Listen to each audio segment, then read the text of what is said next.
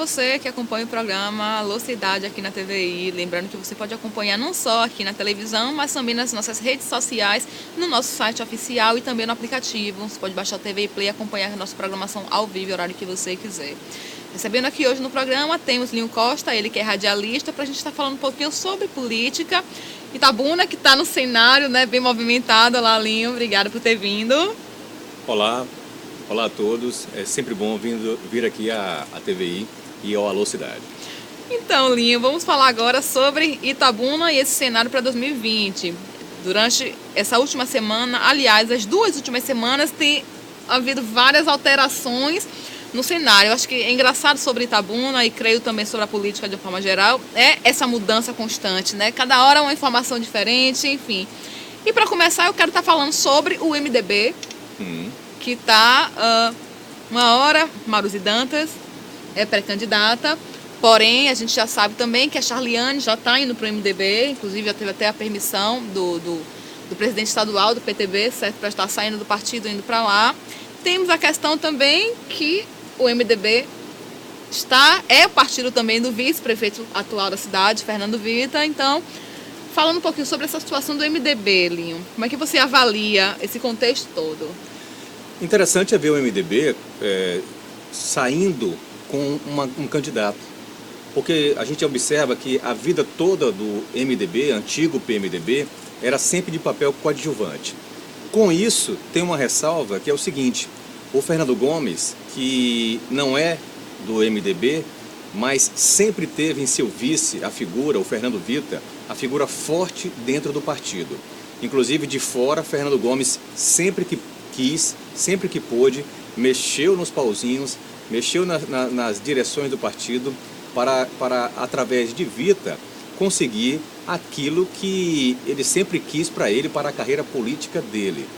Mas eu acredito que tanto Maruzi como a Charliane ainda estão naquele processo embrionário. Muitas vezes pode ser apenas um processo onde elas estejam almejando uma outra coisa, que não seja especificamente a prefeitura de Itabuna, mas é aquela história. Se eu ficar dizendo que eu sou prefeito, que eu sou forte, de repente vai que cola, não é verdade? Todos estão atrás desse fenômeno. Eu acredito que o MDB não é diferente, mas eu faço essa ressalva. Depois de muitos anos sendo coadjuvante, é interessante ver o MDB falando em lançar candidatura própria.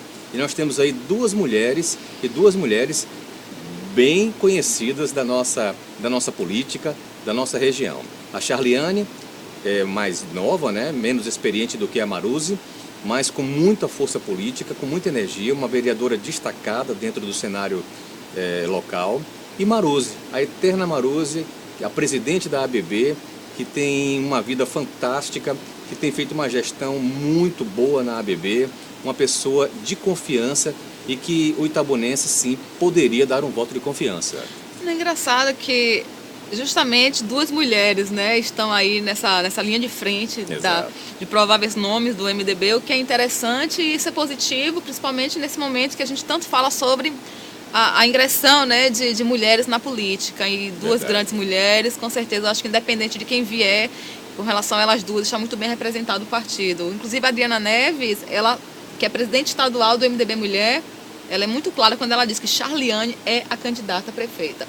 Já Lúcio Vieira fica lá de Salvador meio que fazendo aquele discurso, né? Segundo ele, todos são pré-candidatos. Até o momento da convenção estadual, onde se define realmente, todos são realmente pré-candidatos pelo MDB. Então, vamos ver o que é que vai acontecer. Um outro partido que também está movimentado é o PP. O PP que nós temos o Rui, né, o governador, que foi até o Carleto, deputado, para estar pedindo para colocar Fernando Gomes no partido, para estar filiando, porque Fernando Gomes não tem partido, né, o Eterno sem partido, mas uma hora ele vai ter que filiar algum. E aí entraria o PP nesse circuito através de Rui Costa, através do Carleto, deputado. Só que algo aconteceu no meio do caminho, até porque, inclusive, o próprio João Leão, vice-governador, que é o presidente estadual do PP aqui na Bahia, ele esteve aqui no programa, eu entrevistei, e ele foi muito claro quando ele disse que Eric Júnior é o candidato do PP à prefeitura. Só que aí agora houve essa situação que veio do próprio governador. E aí, Leon? Bom, a situação do PP, ela merece uma caracterização, digamos assim. Primeiro, a situação. O governador chega através da família Carleto e diz, olha, eu quero Fernando Gomes no PP. Há algum problema? Carleto diz, não, eu acho que não. Só que esqueceram de avisar a Cacá Leão, esqueceram de avisar o João Leão. E aí, quando essa conversa vazou, que Fernando Gomes poderia ir para o PP que hoje tem como um candidato ou pré-candidato o Eric Etinja, o provedor da Santa Casa, aí entrou água no chope. Não queremos Fernando aqui. Aí cabe também uma ressalva que é o seguinte, Fernando Gomes demorou demais de buscar um partido. Durante muito tempo ficou batendo no peito e dizendo, eu sou o partido. Aliás, não, ele dizia, né? Meu partido é Itabuna. Só que ele esquece que na democracia, no sufrágio brasileiro, nós precisamos do partido para ser candidato a alguma coisa. A verdade é essa. E nós temos que respeitar o partido. Fernando Gomes, até então, não fez nada para conquistar um partido, não fez nada para colocar o nome dele num partido. E agora? Agora fica parecendo que ninguém quer Fernando. Na verdade, nua e crua é essa. Nenhum partido hoje da base do governador, nem da direita, acho que um ou dois partidos ele poderia até ir sem problema nenhum, mas nenhum partido da base do governador está querendo Fernando Gomes. Ou seja, a partir daí ele entra dentro de uma situação que é um problema, porque ele vai precisar de um partido. A ideia era botar Maria Alice como presidente do PP, que é a velha retórica de Fernando, né? Ele sempre bota a dama de ferro dele, a Maria Alice, para ficar à frente do partido, ele como candidato e ela tentando ali as articulações e tentando resolver todo o resto. Que é uma coisa que eu ia falar sobre Maruzzi e a Charliane, dentro do MDB. O Lúcio Vieira fica lá de Salvador falando exatamente o que ela disse. Por quê? Porque ele é experiente, ele sabe que não é só a questão de uma pesquisa. É o que essas duas candidatas podem fazer dentro do partido para angariar força em torno delas. Ou seja, isso é uma coisa que a Maria Alice sempre fez muito bem. Sim. E o Fernando sabe dessa formulazinha. Só que aí entrou a água no chope, como eu falei. Fernando Gomes não vai para o PP. O Eric Etinja, que já tinha me confidenciado que não seria mais candidato a prefeito, porque ele disse, olha, eu estou começando a ver que a minha propensa candidatura está começando a prejudicar a Santa Casa. Então, eu não sou mais candidato a nada. Automaticamente, o PP vai e joga o Etinja de novo, o Eric Etinja Júnior de novo, como candidato para expurgar, né? Fernando. E querendo ou não, é um bom nome, sim, o nome do Dr. Eric, né? Eu acho que o partido PP ganharia muito com a candidatura com ele, justamente por ter esse frescor novo da política. Em contrapartida, o Fernando é aquela política de sempre, enfim. Então, eu acho que a renovação, sem dúvida, vai ser a palavra-chave que vai definir muita coisa com relação a essa eleição, viu? Agora em 2020. E ainda falando sobre a questão de Fernando Gomes, foi noticiado também, inclusive no blog Político Sul da Bahia, um fator novo que é a candidatura, Fernando confirmando realmente a candidatura dele e tendo a empresária Elaine Carleto, que é cunhada do Carleto, deputado, é muito Carleto, como sua vice, né? Então, seria aí uma... Como é que ficaria então a questão do Vita, por exemplo? Então, não viria com ele? O Vita, eu acho que já está no final de carreira. Ele sempre foi uma pessoa que seguiu as orientações do seu chefe, que foi a vida inteira Fernando Gomes. Vita nunca teve vaidade, a verdade é essa. Porque se tivesse vaidade, talvez não tivesse mais ao lado de Fernando Gomes. Teria seguido uma carreira solo. Teria tentado uma carreira solo, e como eu disse, ele sempre seguiu completamente as orientações do seu chefe. Com relação à família Carleto, enfim, a família Carleto se despertou para Itabuna. Muito forte lá no extremo sul, com o deputado federal. E agora a Erlane Carleto, que é filha do controverso ex-prefeito de Ilhéus, Valderico Reis, quer entrar na vida pública da nossa cidade. E aí tem a questão de uma possível dobradinha com o Fernando Gomes, que que até então era um nome que estava fora do páreo, mas que a gente viu que não é bem assim. A gente sempre tem uma ideia de Fernando Gomes que é a seguinte: Fernando Gomes, para ser o que é, tem que estar como prefeito, porque como empresário, muitas vezes o sucesso não vem e automaticamente ele sempre vai precisar dos recursos públicos para poder voltar a ser o grande empresário que é. Mas não é só isso, é todo o seu staff, todas as pessoas, cabos eleitorais, familiares, amigos mais íntimos, todos eles dependem da prefeitura para sobreviver. É uma coisa que já está público e isso aí não, digamos assim, não sai da nossa mente com relação a isso. Agora, uma coisa é ele ganhar. Com uma rejeição de quase 90%, é quase impossível Fernando Gomes ganhar. Mas nós sabemos que Fernando Gomes, ele tem um ativo político, ele tem um ativo eleitoral de 10 ou 15 mil votos. O que é que vai acontecer com essa candidatura de Fernando? Na minha opinião, a candidatura de Azevedo perde força. Aí o que é que vai acontecer? Itabuna pode ter um prefeito eleito com mais ou menos 25 mil votos, o que é estranho. Muitos candidatos pulverizando todos esses votos, lembrando que na eleição passada, a eleição de 4 anos atrás para prefeito de Itabuna, foram entre brancos, nulos e abstenções 80 mil pessoas. 80 mil pessoas ficaram sem votar em Itabuna e Fernando foi eleito com 34 mil votos. Só para você ter uma ideia, o Azevedo, na primeira vez que foi eleito com 57 mil votos. Pouco mais ou pouco menos de 57 mil votos. Ou seja, Fernando vindo para o embate, para o sufrágio eleitoral, vindo para o certame, ele com certeza tira votos de Azevedo, Ellen. Falando ainda sobre Azevedo, o Azevedo que ele se filiou ao PL, certo? Já finalmente definiu o partido, né? Porque até então estava meio que à deriva. Só que a gente tem o deputado João Bacelar que declara que não abre mão de Fernando Gomes no PL. Pois é, eu soube também que o PL apressou essa filiação de Azevedo exatamente para não querer Fernando. Ou seja, o Fernando, ninguém quer Fernando Gomes hoje em partido nenhum. Durante muito tempo ele ficou batendo no peito dizendo que o partido dele é Itabuna. Está aí. Agora o Fernando Gomes está na sinuca de bico. A gente sabe que partido desses que nós estamos falando é assim: manda quem pode, obedece quem tem juízo. Presidente daqui de Itabuna, do partido, não pode peitar o presidente do estadual. Senão ele manda uma ordem tirando uma pessoa e colocando outra. E aí, meu amigo, de repente, nós teremos aí Fernando Gomes no PL. No PL. E como é que fica o DEM? O DEM está meio que bem que a deriva mesmo, depois da toda aquela situação que ocorreu a saída de Fernando Gomes, do grupo dele, do partido. O DEM aí que fez esse namoro, digamos assim, com a Charliane. Houve também uma possibilidade de estar apoiando o Mangabeira, só que nada disso acabou fluindo. E mais uma vez o DEM está sem ninguém aqui, sem nenhuma representação. O que será que vai acontecer com o DEM por aqui, Leon? Eu acho que a Semineto está querendo matar o DEM em Itabuna. A verdade é essa. A Semineto, o que é que você tem na sua cabeça, meu querido?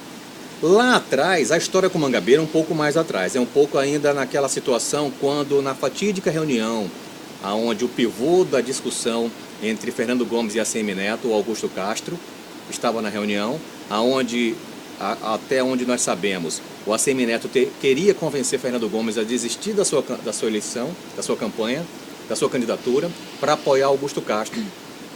A ACM Neto fez isso baseado que, na leitura jurídica, Fernando Gomes não teria sua campanha aceita pelo TSE e se ganha a eleição, não seria diplomado. Fernando mostrou totalmente o contrário. Não sei que mistério jurídico foi esse que Fernando Gomes conseguiu, e essa leitura que a ACM Neto tinha, ou seja, ou a ACM Neto tinha uma leitura totalmente errada, ou a justiça foi muito benevolente com Fernando Gomes, muito benevolente, né? E o que é que acontece hoje com o DEM? O DEM tentou nessa época com o Mangabeira, mas dizem nas entrelinhas que a doutora Célia Calil acabou atrapalhando esse processo, logo... Como você atrapalhando em que sentido, Leon? Atrapalhando no sentido de que uma coisa que tem incomodado as pessoas, que nas reuniões a gente percebe que a doutora Célia Calil, ela é muito mais o candidato do que o próprio Mangabeira. E fica aquela situação de que, poxa, se Mangabeira ganhar, quem é que vai governar? É Mangabeira ou é a doutora Célia Calil? Então, essa coisa, Mangabeira vai ter que tentar se desvencilhar disso sem ter um problema em casa com a patroa, né? A gente sabe que a doutora Célia Calil é uma mulher de pulso forte, né? Ela não tem meias palavras. Isso na política acaba causando alguns estragos, e já houve alguns estragos realmente de pessoas que não toleram, que não aceitam certas imposições, e isso dentro de um ambiente democrático realmente deteriora.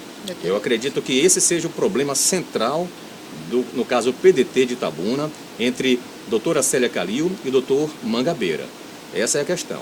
Mas voltando aqui ao DEM, ou seja, não houve esse acordo com Mangabeira, porque também o PDT é da base do governo do Estado, mas Mangabeira estava chateado porque o governo do Estado acabou, entre aspas, apoiando o Fernando Gomes, o que é uma traição, mas na visão de Rui Costa, ele não apoiou ninguém, ele simplesmente dá as cartas e deixa que os jogadores, como num grande jogo de xadrez, deixa que os jogadores em cima do tabuleiro façam seus próprios jogos. Mas a gente sabe que em política não é assim. Se o PDT é da base, e aqui o governador não quer apoiar o candidato do PT, que é o Geraldo Simões, que inclusive tem também uma rixa de Geraldo Simões com o governo com o Rui Costa, e aí não apoia ninguém, vai dar para as pessoas, como a Mangabeira, a situação de raciocinar da seguinte forma: bom, se o governador não me apoia, eu também não vou apoiar o governador. Então é uma recíproca, né? A recíproca é sempre verdadeira, a gente sabe disso. Mas de lá para cá, o DEM não fez nada, o Assemineto não fez nada, não escolheu o nome, e olha que ele tinha umas boas opções em Itabuna. A gente viu que o Ronaldo Abud tentou, sem sucesso. A gente viu que outras pessoas tentaram sem sucesso, e eu particularmente não sei o que a Assemineto tem para o DEM em Itabuna. E agora quero falar um pouquinho sobre o Partido Novo, que foi noticiado há um tempo atrás que não teria mais candidato aqui, pois o partido, a nível nacional, só iria colocar candidaturas a prefeito em cidades específicas com um número determinado mínimo no colégio eleitoral. Só que, novamente, já deram nota no iPolítica informando que vai ter candidato, sim. O Novo ainda não conseguiu entrar muito no tom aqui na cidade, Lina. Não sei se você concorda comigo com relação a isso. Eu acho que, não sei o que acontece internamente dentro do partido, mas ainda não conseguiu realmente criar uma base sólida. Eu acho que ainda é meio como se estivesse pisando em areia movediça, porque não consegue ter uma definição muito clara com relação a que direção vai tomar ano que vem, né? Bom, um partido novo, e não só... O nome já está dizendo que é novo, mas daqui a 5, 10 anos já não vai ser tão novo assim.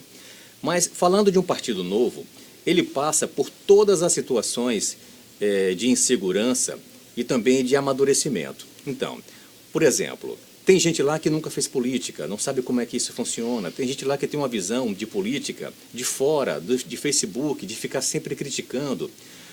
E com isso criam posicionamentos mais radicais. Esses posicionamentos mais radicais em política não funcionam. Não funciona. O que o Novo conseguiu, como o Zema, sendo governador de Minas Gerais, foi um fenômeno à parte, assim como foi um fenômeno também o Witzel, no Rio de Janeiro. Ou seja, todos embalados pela questão do Bolsonaro. Na prática, política é diferente. Fora esses fenômenos que possam acontecer e catapultar certos candidatos a serem eleitos, a política é diferente. Então o Novo, na minha opinião, vai ter que passar por todo esse processo de amadurecimento. Então vai ter gente que vai entrar no partido com uma visão, lá vai ter desgastes, porque vai ver que a visão dele não pode ser a única. A democracia política é sempre uma via de mão dupla e, consequentemente, você não vai conseguir colocar em prática seus desejos. Obviamente, quem for mais radical vai acabar criando um racha no partido. O partido vai ter o chamado núcleo duro, o núcleo médio e o núcleo mole. Ou seja, vai ser um partido que não vai ter a unidade que eles pensam que teriam. E a prova está aí. No primeiro momento diz que não tem candidato, embora todo mundo sabia que tinha vários nomes trabalhando para conseguir ser candidato pelo Novo. O Novo era um partido que surgiu, né, que veio do empresariado, ou aquele empresariado que ficou chateado durante muitos anos, sempre apostando em alguns nomes, resolveu deixar de apostar nesses nomes para fazer um partido próprio e colocar em prática aquilo que as leis e que as políticas públicas já determinam e existem. Essa é uma prerrogativa bacana. Só que o partido vai entender que, se não tiver o social, se não tiver os representantes das camadas sociais, quando eu digo representantes das camadas sociais, eu falo de grupo de deficiente físico, eu falo de grupo LGBT, eu falo de grupos religiosos, porque essa é a grande, a grande pluralidade da política. Claro, com certeza. E é onde acontece, na verdade, os debates que tem que acontecer nesse processo de formação da sociedade, enfim. Então, você não pode criar um partido, você não pode olhar a política sem você ter essa pluralidade, como você falou, de você estar observando esses grupos de minorias que existem, na verdade, precisam ter uma voz diferenciada com relação... Porque uma pessoa, você não sofre nenhum tipo de agressão, por exemplo, quando você está dentro de um padrão que as pessoas acham que é normal. Você não é agredido moralmente por conta disso, mas se você tem algo, um fator diferente daquilo que se impõe, na verdade, certo, como normalidade, então isso você já entra numa outra situação, você já entra com outros problemas, você tem outras dificuldades que precisam ser discutidas o tempo todo, até para estar buscando alternativa de estar minimizando, e é uma coisa que, como você está falando, o Novo não consegue enxergar dessa forma. Ele enxerga somente que está lá na Constituição já e tem que seguir e pronto. Mas, na verdade, não é assim. Até porque precisa ocorrer esses debates, né, setoriais. Tem que estar acontecendo para que alternativas sejam encontradas para minimizar os problemas que existem. Então, pegando do ponto que Ellen falou, eles agem muito assim, já existe a lei. A lei. Então, é como se fosse uma chave que eu viro e funciona. Isso. Não é assim. Infelizmente, não é assim. Aí, o que é que acontece? Pode-se criar o estereótipo no partido de que seja o partido dos empresários, que seja os partidos dos ricos. E aí o empresário vai ver que aquilo que ele faz na vida privada, na vida das empresas dele, não vai ser muito bem usado na política. Ou seja, o que é que o empresário acha? Ele acha que aquilo que ele faz para a empresa dele ter sucesso, ele vai conseguir chegar numa prefeitura e fazer exatamente igual. Política, a gestão pública, ela é muito diferente da gestão privada. E já começa do princípio que gestão pública envolve você desenvolver esse olhar coletivo também. Isso envolve você compreender os grupos diferentes, enfim. Então, se você, enquanto partido, você não consegue desenvolver um trabalho voltado a isso, tendo essa sensibilidade, quando você assume um governo, você não vai conseguir também fazer uma gestão realmente para todos, né? Exato. Porque política não é só, está lá na Constituição, vamos fazer, vamos seguir, vai dar certo. Não é assim. Na verdade, como você falou, não é uma empresa, né? É muito mais abrangente do que isso. Muito. Até porque na empresa lá, a empresa é sua, você tem as suas leis, você coloca como norma daquilo e as pessoas têm que se enquadrar aquilo ali.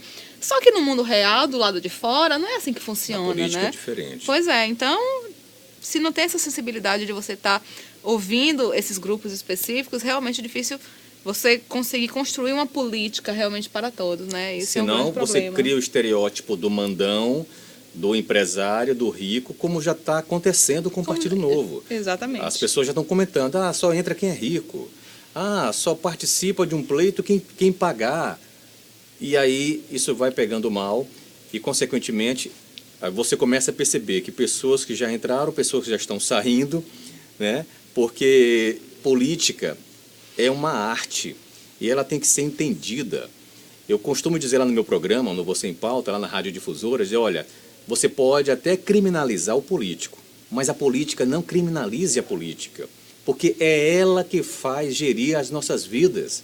Então, eu preciso, como cidadão de bem, me interessar por política, sobretudo por política pública.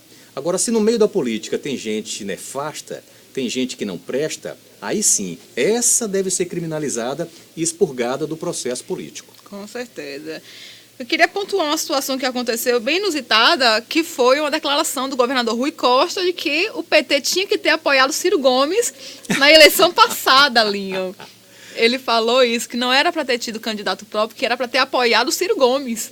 Você viu o que Lula disse em resposta a Rui Costa? Sim. Lula disse, Rui Costa, o Brasil não é a Bahia. Não é a Bahia.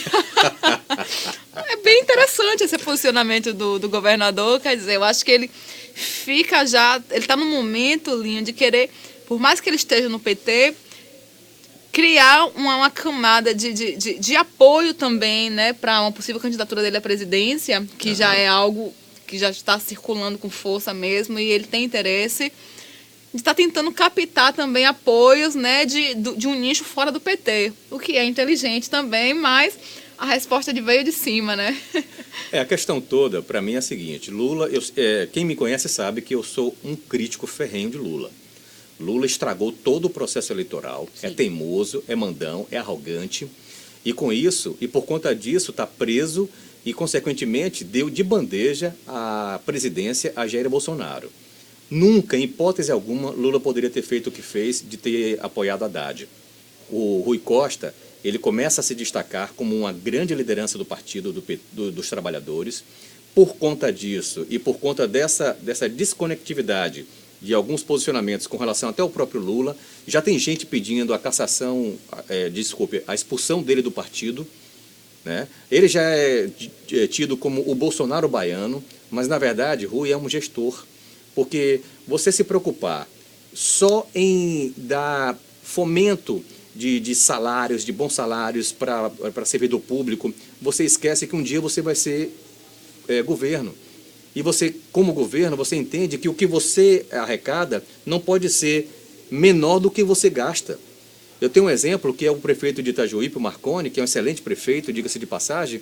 Ele diz, olha, antes do processo de valorização do salário dos professores em Itajuípe, eu tinha 150 mil reais que eu recebia do governo federal para fazer o pagamento dos salários. Hoje, eu tenho que botar 150 mil do bolso da própria prefeitura. Tem professor em Itajuípe ganhando 13 mil reais por mês. Então, aquela retórica de dizer que o professor ganha mal, que isso e aquilo, já não é mais uma retórica tão atual, né? Hoje, o processo de valorização desses profissionais que o PT fez na Bahia e no Brasil foi um processo muito bacana para quem é da categoria, só que tem um detalhe, quem é que paga essa conta? Quem paga essa conta? Não é verdade? Como é que pode um professor ganhar 13 mil reais por mês e aí Rui ainda ter que debater e discutir com o professor que não quer ficar mais do que 2 horas em sala de aula por dia? Foi uma fala de Rui. A pauta aqui é eu querer que o professor fique 2 horas em sala de aula e eles não querem. A pauta em Minas Gerais é salário atrasado, não é verdade? Então, o Brasil tem que começar a pensar de uma forma mais humana, mas também sem afogar o Estado a respeito dos dividendos, a respeito do que o Estado arrecada. Senão a gente vai entrar dentro de um processo onde o endividamento vai ser para as gerações futuras e lá na frente vai ter que se fazer uma reforma como essa da Previdência e quem que vai pagar? O pobre. O pobre, exatamente. Como sempre, aliás, né? Infelizmente. Verdade. Ok, Linho, quero agradecer a participação. Obrigado mesmo por ter vindo, viu? Venha mais vezes. E é isso, gente. Você de casa aí, eu quero agradecer a todos a audiência e até semana que vem aqui no Alô Cidade.